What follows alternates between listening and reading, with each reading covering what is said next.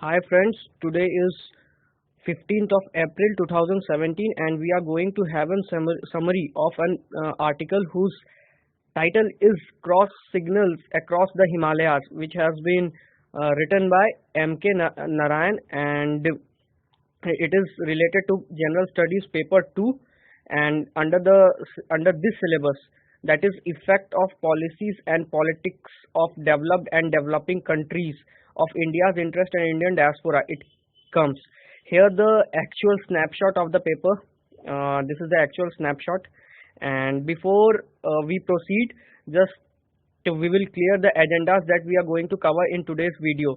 So the first agenda will be bone of contention in today's newspaper, that what is the basic thing कि ऐसा क्या हुआ था आज, या फिर आज के पेपर में ऐसा क्या दिया हुआ है, जो मेन थीम है वो किस पर बेस्ड है, वो हम लोग आज डिस्कस करेंगे. उसके बाद कि why Dalai Lama is bone of contention in today's newspaper, that is ये सेकंड फर्स्ट पॉइंट का कुछ पार्ट सेकंड पॉइंट में क्लियर हो जा रहा है कि वो कंटेंशन दलाई लामा है, और लेकिन वो दलाई लामा क्यों है वो आज डिस्कस होगा. रोल ऑफ इंडियन स्टेट, इसमें जो इन्वॉल्वमेंट है इंडियन स्टेट की वो क्या है, ये भी डिस्कस होगा. चाइनीज रिएक्शन, कि इन सब के बाद कि चाइनीज ऑफिशियल्स के क्या रिएक्शन रहे हैं वो भी आज डिस्कस होगा. और बेसिकली जो कुछ हद तक इम्पोर्टेंट है, इंटीग्रेटेड नेशनल सिक्योरिटी कॉन्सेप्ट, जो कि चाइनीज फॉरेन मिनिस्टर के द्वारा अनाउंस किया गया है, इसके बारे में. तो ये क्या है और किस हद तक इम्पोर्टेंट है, किस तरह से इंडिया को इफेक्ट करेगा, वो सब आज देखेंगे.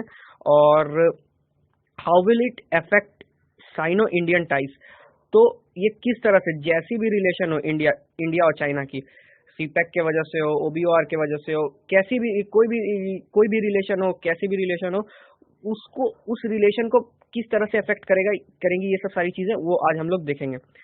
तो लेकिन बिफोर वी प्रोसीड, चाइना के बारे में हमें बेसिक नॉलेज होनी चाहिए, क्योंकि अगर वो बेसिक नॉलेज नहीं है तो आज का आर्टिकल समझ में उस डेप्थ में नहीं आएगा. और ये हालांकि ये सब इन्फॉर्मेशन तो 99% लोगों को पता ही होती है, लेकिन फिर भी जो चाइना के बारे में बेसिक पॉइंट्स कुछ हैं वो ये हैं कि चाइना का जो फॉर्मेशन है वो 1 अक्टूबर 1949 को माओ जेडोंग, जिसे माओ से तुंग भी कहते हैं, तो उन्होंने किया था. और ये इन्होंने कम्युनिस्ट पार्टी ऑफ चाइना का एस्टेब्लिशमेंट चाइना में किया था. इसके पहले 1912 में कुओमिंतांग पार्टी यहाँ पे रूल करती थी, और कुओमिंतांग पार्टी जो कि जिनके लीडर थे सन यात सेन. और उसके बाद चियांग काई शेक आए और इन्होंने चाइना को रिपब्लिक ऑफ चाइना आरओसी का नाम दिया, और रिपब्लिक ऑफ चाइना. और ये उनके बाद सन यात सेन के बाद ये वहां पे आए, और यहीं से इंपीरियल रूल जो चाइना का था वो खत्म हो गया. एक्चुअली ये जो हुआ था वो एक कहा जा सकता है कि रातों रात जो कू हुआ था, political coup, that is the defeat of ये Chiang Kai Shek by that of Mao Zedong party. तो ये जो हुआ था वो रातों रात हुआ था, क्योंकि इस तरह का कू होगा ये इंफॉर्मेशन अमेरिकन प्रेसिडेंट तक भी उस समय नहीं पहुंच पाई थी. तो उसके बाद हालांकि, और ये जो बेसिक जो पॉलिटिकल फिलॉसफी है जिस पर पूरा चाइना चल रहा है वो है कम्युनिज्म. जो चाइना है वो एक कम्युनिस्ट रेजिम है. और ये जो है फिलहाल जब ये 1 अक्टूबर 1949 में हुआ था तब ये कम्युनिस्ट रेजिम था. अभी तो इसकी डेफिनेशन पूरी अलग हो चुकी है, वो भी हम लोग देखेंगे कि किस तरह से वो चीजें अलग हुई हैं. जो कम्युनिज्म के बारे में जिन्हें नहीं पता है, वो कम्युनिज्म को बस अभी के लिए एक डेफिनेशन कम्युनिज्म की सुने समझें, दैट इज कि कम्युनिज्म जो होता है वो एक सोशियो पॉलिटिकल आइडियोलॉजी है. और इसमें क्या होता है कि एक जो स्टेट होता है, जैसे इंडिया हो गया, वो स्टेट नहीं, जैसे दिल्ली हरियाणा ये सब नहीं, स्टेट, इंडियन स्टेट.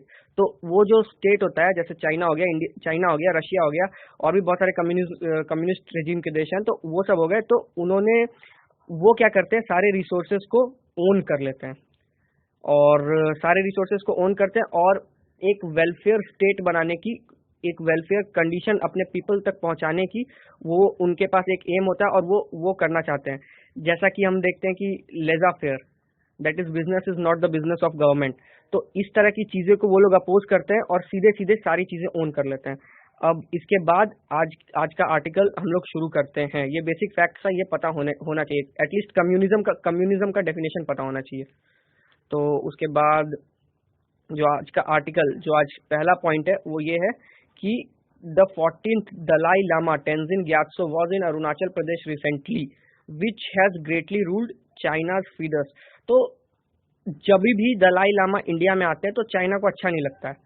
अब बोन ऑफ कंटेंशन तो यहाँ पे पता चल गया कि ये जो भी स्टोरी जो आज जो भी लिखा गया आर्टिकल में वो इन्हीं के इंडियन विजिट के अक्रॉस ही रिवॉल्व करता है।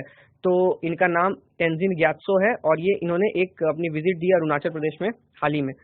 तो ऐसा क्यों होता है? देखिए, दलाई लामा का जो ऑफिशियल स्टेटमेंट है वो ये है कि I have long forgiven China's communist government for occupying Tibet. ठीक है, we support a one China policy. All we want is the right to preserve our culture, language and identity. The 1.4 billion Chinese people have every right to know the reality of Tibet. Once they know the reality, they will be able to judge. Until now, there has been only one-sided wrong information. देखिए, ये बोलते हैं one China policy. अभी मैंने आपको कुछ देर पहले बताया था कि पहले वहां पे जो रूल करती थी वो कुओमिंतांग पार्टी थी। तो जो कुओमिंतांग पार्टी थी, जब वो पार्टी हारे अंडर चियांग काई शेक, तो वो लोग भाग के चले गए ताइवान। आज भी ताइवान एक सोवरेन कंट्री है, लेकिन जो मेनलैंड चाइना है, जो मेन चाइना है, वो बोलता है, जो कम्युनिस्ट रेजिम वाला चाइना है, वो बोलता है कि नहीं, ये चाइना का पार्ट है और हम लोग इसे कभी भी हथिया सकते हैं। वो ऐसा इसीलिए नहीं हो पाता है क्योंकि जो अमेरिका का कुछ हद तक सपोर्ट है ताइवान को, तो इस वजह से ये उतना हो नहीं पा रहा है। और इकोनॉमिक रिलेशनशिप की वजह से चाइना और अमेरिका कभी भी वॉर में आ ही नहीं सकते हैं। जो भी फॉरेन फॉरेक्स रिजर्व है चाइना का, जो डेंग जाओपिंग के रेजिम में बना था, उसमें से ज्यादातर, at least I just forgot the main fact कि वो एक्चुअल में परसेंटेज कितना था, तो कुछ मेजर परसेंटेज वो अमेरिका में इन्वेस्ट है। तो इस वजह से वो लोग कभी आपस में आ ही नहीं सकते हैं, सामने सामने वॉर कर ही नहीं सकते हैं। तो इस वजह से इनडायरेक्टली उस पर अपना धौंस दिखाता है कि नहीं, वो जो वन चाइना पॉलिसी है और ताइवान चाइना का ही, मेनलैंड चाइना का ही एक पार्ट है। उसके बाद यहाँ पे right to preserve our culture, language and identity. यहाँ पे ये बोलना चाह रहे हैं कि जो दलाई लामा है वो चाहते हैं कि हमारा कल्चर, लैंग्वेज और आइडेंटिटी प्रिजर्व हो, लेकिन जो कम्युनिस्ट रेजिम होता है, कम्युनिस्ट रेजिम का एक स्टैंड ये भी है कि religion is the opium of masses. तो ये कार्ल मार्क्स की लाइन है और इसको कम्युनिज्म मानते भी हैं कि religion is the opium of masses. तो यहाँ पे जो भी रिलीजन से जुड़ी कोई भी चीज होती है, क्योंकि कोई भी कम्युनिस्ट स्टेट का पर्टिकुलर रिलीजन नहीं होता है, वो किसी भी रिलीजन को नहीं मान सकते हैं। और रिलीजन ओपियम ऑफ मासेस इसीलिए बोला जाता है क्योंकि हिस्टोरिकली जो भी बुर्जवा, जिसे मतलब बुर्जवा का जो एक्सप्लॉयटेशन प्रोलिटेरियत के द्वारा हुआ था, तो उस चीज को ये मतलब बैलेंस करने के लिए ये बोलते हैं कि religion is the opium of masses. As India में भी देखा जाए तो ब्राह्मणिकल सुप्रीमेसी, ये सब जो चीजें, इसको न्यूट्रलाइज करने के लिए ये बोलते हैं कि religion is the opium of masses. अब उसके बाद यहाँ पे बोला गया the 1.4 billion Chinese people have every right to know the reality of Tibet. Not only Tibet की रियलिटी तो ठीक है, नॉट ओनली तिब्बत, कुछ चीजें ऐसी भी हुई हैं जो कॉमनली चाइनीज को पता नहीं है। चाइनीज जो नॉर्मल चाइनीज पीपल हैं, आम आदमी, उन्हें पता नहीं है। जैसे कि थियाननमेन मैस्कियर, वो उसमें क्या हुआ था कि थियाननमेन मैस्कियर में मोर देन 5000 चिल्ड्रंस पर, स्टूडेंट्स पर, जिंदा स्टूडेंट पर टैंक चलवा दिया गया था। वो डेमोक्रेसी की मांग कर रहे थे और उन पर सीधे सीधे वो टैंक चलवा दिया गया था। तो ये पता है नहीं, क्योंकि जो फायरवॉल है उसने इस इंफॉर्मेशन को ब्लॉक करके रखा है इंटरनेट पर। तो ये सब बहुत सारी ऐसी चीजें हैं, जैसे कि अभी तक में 1949 से 55 तक लैंड रिफॉर्म चला। उसमें क्या हुआ कि जो जमींदार इनके अकॉर्डेंस इनके साथ मतलब नहीं हुए, उनको सीधे सीधे गोली मार दी गई। तो इस तरह की चीजें हुई है जो कम्युनल रेजिम ने किया गया है। हाल ही में क्या हुआ था कि एक जिंगजियांग प्रोविंस है चाइना का, उसमें वीगर मुस्लिम आईसिस के द्वारा, ISIS Islamic states of Iraq and Syria, तो इसमें क्या आईसिस ने क्या किया था कि धमका दिया था। वहां पे एक वीडियो वायरल हो गया था, उस वीडियो में पूरा तहलका मचा दिया था। तो वहां पर क्या हुआ था कि सीधे सीधे जो अभी प्रेसिडेंट वहाँ के हैं, चाइना के प्रेसिडेंट शी जिनपिंग, तो उन्होंने आर्मी के साथ एक सीधे सीधे शपथ ली थी कि अगर हमें किसी भी हाल में अगर आईसिस चाइना टेरिटरी पर अगर दखल देता है तो उन्हें जिंदा दफना दिया जाएगा। कुछ इस तरह की एक्सट्रीम स्टेटमेंट ली गई थी। लेकिन अगर वही चीज इंडिया में हो तो ऐसा नहीं हो सकता, क्योंकि ह्यूमन राइट वायलेशन की बहुत सारी केसेस आ जाएंगी और बहुत सारी चीजें हो जाएंगी। जैसे लैंड रिफॉर्म भी हुआ तो एक अमेंडमेंट, प्रॉपर्टी राइट, जो राइट टू प्रॉपर्टी था उसके लिए एक अमेंडमेंट लाना पड़ा। लेकिन चाइना में कुछ इस तरह से ये सब चीजें नहीं होती है। तो ये सब बेसिक डिफरेंट है कम्युनिज्म रेजिम और डेमोक्रेटिक रेजिम में। तो यहाँ पर दलाई लामा का ये स्टैंड है, वन चाइना पॉलिसी भी ये है, ये सारी समझ में आ गई। और जो कम्युनिज्म का जो बेसिक नेचर है उसको दलाई लामा जितने भी हुए हैं 1 से लेके 14 या 16 तक हुए, तो वो सब अभी इस चीज को चैलेंज करते हैं। उसके बाद का जो केस है वो ये है कि वेरी रिसेंटली, दूसरा उसके बाद वाला point, very recently China had located the idea of an integrated national security concept, जो हमारे एजेंडा में तीसरे चौथे नंबर पर था, वो यहाँ पे आ गया है कि the China had located the idea of integrated national security concept reflecting the extent of its prevailing insecurities। तो देखिए, prevailing insecurities ये जो इंटीग्रेटेड नेशनल सिक्योरिटी है, इसके बारे में नेक्स्ट पॉइंट में इसके बारे में डिस्कशन है। लेकिन फिलहाल ये जो है ये इफेक्ट होता है बोथ जो चाइना का जो इंटरनेशनल रिलेशनशिप दूसरे कंट्रीज के साथ है उससे भी, और जो डोमेस्टिक पॉलिटिकल जो उनका जो कंडीशन है उससे भी ये इफेक्ट होता है, ये जो security integrated national security concept है। अब उसके बाद दूसरे पॉइंट में, this has been introduce certain red lines that China would never compromise its legitimate right and interest और sacrifice its core national interest. तो जो चाइना का जो कोर नेशनल इंटरेस्ट हो गया, या फिर कोई भी उसका जो अपना कोई भी एक कुछ भी उसके हित में जो भी उसके प्रो है, अगर उसको कोई भी अगर इफेक्ट करता है तो चाइना चुप नहीं बैठेगा, वो एक वायलेंटली कोई भी एक्शन वो ले सकता है। फॉर एग्जांपल जैसे साउथ चाइना सी हो गया, वीगर मुस्लिम के बारे में जिनजियांग प्रोविंस में आपको बताया, वन चाइना पॉलिसी होगी। तो ये सब सारी जो चीजें हैं उसके बारे में यहाँ पे बताया गया है। फिर चाइनीज फॉरेन मिनिस्टर, एक्चुअली यहाँ पे मिनिस्टर छूट गया, तो Chinese foreign minister issues concerning Tibet and southern Tibet as having a direct bearing on China's core interest. अब देखिए यहाँ इस पॉइंट में इंडिया का जबरदस्त इन्वॉल्वमेंट है। वो इन्वॉल्वमेंट इसीलिए है क्योंकि यहाँ पे जो सदर्न तिब्बत आपको दिख रहा है लिखा हुआ, तो ये सदर्न तिब्बत वो लोग अरुणाचल प्रदेश को मानते हैं। वो बोलते हैं कि अरुणाचल प्रदेश चाइना का ही पार्ट है और वो सदर्न तिब्बत है, और इसीलिए क्योंकि तिब्बत भी चाइना का पार्ट है और वो अरुणाचल प्रदेश को वो लोग सदर्न तिब्बत मानते हैं, इसलिए अरुणाचल प्रदेश चाइनीज टेरिटरी का एक हिस्सा है। तो ये यहाँ पर है। और यहाँ पर कुछ जब दलाई लामा की विजिट हुई थी तो अरुणाचल प्रदेश के चीफ मिनिस्टर ने साफ तिब्बत को, उनके स्टेटमेंट से ऐसा लग रहा था जैसे वो तिब्बत को एक सोवरेन नेशन मानते हैं। तो इससे भी चाइना बहुत ही ज्यादा भड़का हुआ है।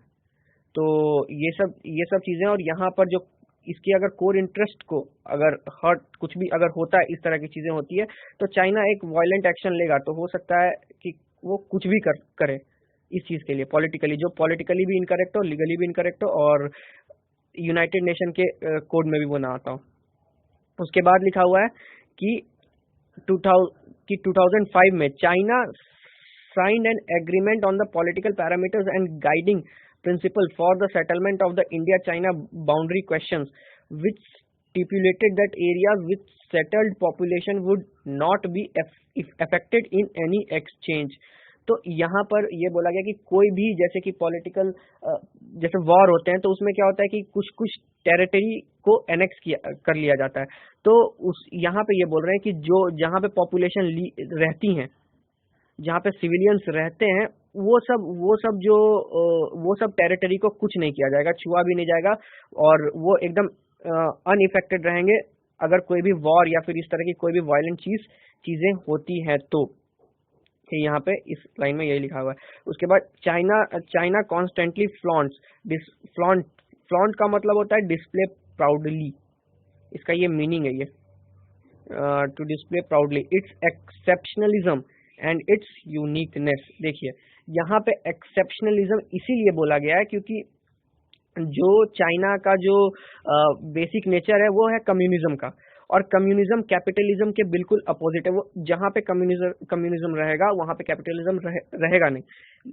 लेकिन चाइना ने क्या किया है कि 2015 में हुआ क्या था कि चाइना के जो स्टॉक्स हैं वो नीचे गिर गए थे, उसको खुद कम्युनिस्ट पार्टी ऑफ चाइना ने उसको जिंदा रखा था अपने फॉरेन रिजर्व एक्सचेंज को, फॉरेक्स को खर्च कर करके उस चीज को बनाया था। और जबकि ये जो चीजें जो चाइना ने की वो कैपिटलिज्म का डेफिनेशन है, ना कि कम्युनिज्म में। तो यहाँ पे जो एक्सेप्शनलिज्म है वो यही है। और जैसे ही इसका जो एस्टेब्लिशमेंट था चाइना का, वो तो माओ जेडोंग ने पूरा कम्युनिज्म बेसिस पर किया था। लेकिन जैसे ही डेंग जाओपिंग आए तो डेंग जाओपिंग ने क्या किया, डेंग जाओपिंग का जो पहला स्टेटमेंट था वो ये था कि to get rich is glorious. और कम्युनिज्म में ये सब चीजें नहीं बोली जाती कि टू ये जो है वो कम्युनिज्म में ये सब स्टेटमेंट नहीं ली जाती है, क्योंकि सारी चीजें स्टेट के द्वारा ही ओन की जाती है। और यहाँ पे एक इंडिविजुअल को रिच होने की बात कर रहे हैं। उसके बाद उनका जो सेकंड स्टेटमेंट था वो ये था डेंग जाओपिंग का, वो ये था कि colour of cat doesn't matter as long as it can catch the mice. तो इसका मतलब कि पैसा कहीं से भी आए, whether it came from America, क्योंकि वो ताइवान को, अमेरिका और चाइना की रिलेशनशिप में कुछ ना कुछ गड़बड़ी हो जाती है, इसलिए क्योंकि अमेरिका जो है वो ताइवान को सपोर्ट करता है, ताइवान को अमेरिका सपोर्ट कर देता है। और ये जो चाइना है वो चाहता नहीं है, चाइना वो चीज चाहता नहीं है, वो वन चाइना पॉलिसी बोलता है। फिलहाल जो डोनाल्ड ट्रंप प्रेसिडेंट बनते ही एक फोन कॉल किया था ताइवान में, तो वो पूरा जो चाइना था वो थोड़ा सा हिल गया था। अब दूसरी चीज ये है कि अमेरिका और रशिया में जब कोल्ड वॉर हो रहा था तो ये माना गया था कि जो Russia is also in communism regime, और यहाँ पे जो चाइना है वो भी कम्युनिज्म रेजिम है। तो ऐसा माना गया था कि ये दोनों आपस में मिल जाएंगे, और अगर ये लोग दोनों मिल जाएंगे तो जो है वो अमेरिका को बहुत हद तक नुकसान होगा। तो जब डेंग जाओपिंग आए और उन्होंने पूरा एक लिबरल पॉलिसी फॉर जो भी लिबरल पॉलिसी ट्रेड के लिए थी, उन्होंने उस सब को वो उन्होंने रास्ता बना दिया। अब उनका कहना था कि colour of cat doesn't matter as long as it can catch the mice. तो यहाँ पे सीधी सी बात है कि इनका कहना ये था कि पैसा कहीं से भी आए, इन्वेस्टमेंट कहीं से भी आए, कोई भी, या तो वो अमेरिका करे, रशिया करे, इंडिया करे, कोई भी करे, बस पैसा आना चाहिए, मैन्युफैक्चरिंग होनी चाहिए। मैन्युफैक्चरिंग हब डेंग जाओपिंग की वजह से बना था चाइना। वो जो अभी सागरमाला प्रोजेक्ट ये सब नरेंद्र मोदी कर रहे हैं वो चाइना में उसी टाइम हो गया था, इतना पहले मतलब हो गया था चाइना में 1970s के अराउंड। तो वहां पे वो सब सारी चीजें हो चुकी थी। तो अब बात ये है कि यहाँ पे एक्सेप्शनलिज्म और यूनिकनेस का मतलब यही है कि जो भी कम्युनिज्म रेजिम होता है वो ये सब सारी चीजें नहीं करता है जो चाइना कर रहा है। अब उसके बाद a combination of Mao's utopianism and Deng Xiaoping realism has left China a kind of philosophical vacuum. तो यहाँ पर बात यही है कि जो डेंग जाओपिंग बोल के गए थे, सॉरी माओ सेतुंग जो बोल के गए थे कि कम्युनिज्म चाइना ऐसा बनना चाहिए, वैसा हुआ नहीं। क्योंकि चाइना, अगर दूसरी बात यह है कि चाइना कोलैप्स हो सकता था, क्योंकि चाइना के पास पैसे थे ही नहीं उतने। वो तो डेंग जाओपिंग आए और वो सब सारी चीजें उन्होंने की, लिबरलाइज किया, जिस वजह से फॉरेन एक्सचेंज आज इतना ज्यादा बढ़ गया है कि वो एक अप्लॉजिबल चीज हो गई है। तो इस वजह से ये जो यहाँ पे ये बोल रहे हैं कि combination of Mao's utopianism and Deng Xiaoping's realism China को एक फिलोसॉफिकल वैक्यूम पर छोड़ गया है, क्योंकि ये दोनों के जो थॉट्स थे, दोनों लीडर्स के जो यहाँ पे थॉट थे, माओ के और जाओपिंग के, ये दोनों आपस में ही कॉन्ट्राडिक्ट करते हैं। और इस वजह से क्या होता है कि चाइना को ये तो है क्लियर कट, उनका जो विजन वो तो क्लियर कट है कि जो भी चाइना के फेवर में होगा उसे वो रखेंगे, और अगर जो भी कुछ चाइना के फेवर में नहीं होगा उसे वो छोड़ देंगे। वो तो इनका एक क्लियर कट विजन इसी वजह से बन पाया है, क्योंकि जो उनका जो बेसिकल पॉलिटिकल स्ट्रक्चर है वो सारी चीजें हो रही हैं कम्युनिज्म के फॉर्म में, और जो भी उनका इकोनॉमिकल और ट्रेड से रिलेटेड कुछ भी चीजें हैं वो सारी हो रही है डेंगिज्म के फॉर्म में वो हो रहा है। तो ये जो है उसको एक पॉलिटिकल वैक्यूम, फिलोसॉफिकल वैक्यूम उसको बना दिया गया है। तो आज के आर्टिकल में बस इतना ही था। और आई होप आपको ये आर्टिकल समझ में आया होगा। और thank you for watching this video. Thank you very much. Have a nice day ahead.